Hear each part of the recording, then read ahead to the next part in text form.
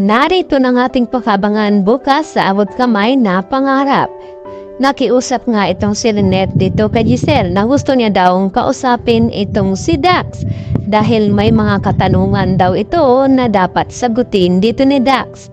At dito naman na tinawagan agad ni Giselle itong pulis na may hawak sa kaso dito ni Dax at kung papayag nga bang itong si Dakanay na makipagkita dito nga kay Ma'am Giselle.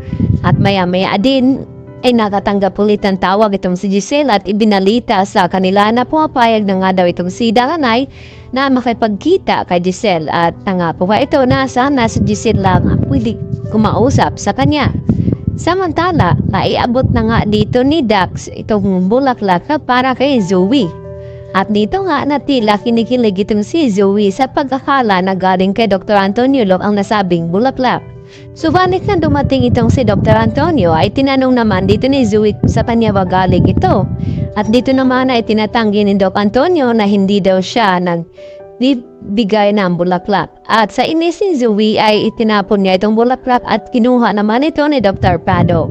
At nang makalabas nga itong si Zoe ay nakita ni Dakanay na papunta itong parking area kung saan ay sinundan niya ng palihim itong si Zoe at doon nga na kinumpronta ni Dakanay itong si Zoe na baka nakakalimutan ito na may atraso pa itong si Zoe sa kanya.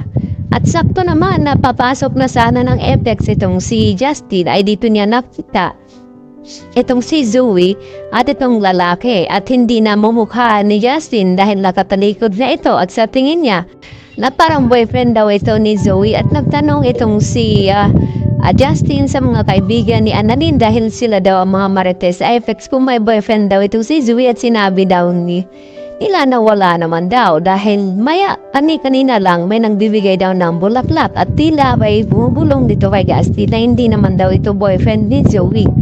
Samantala, dito na nga na matagumpay na naisagawa ni Moira itong kanyang plano na inutusan niya itong si Ninang na ipaligpit itong si Dax.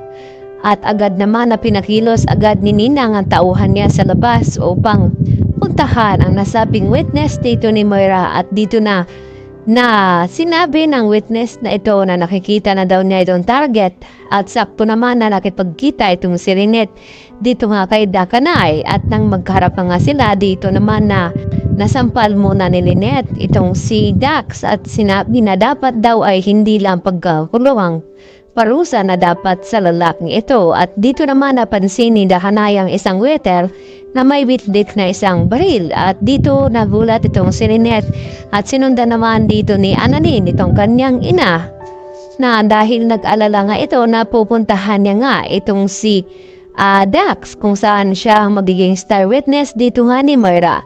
At pati itong si Annalyn ay nagulat din sa pagtayo nga dito ni Dakanay dahil nakita niya itong isang lalaki na may hawak ng baril at sigurado ito na siya nga ang punteriya.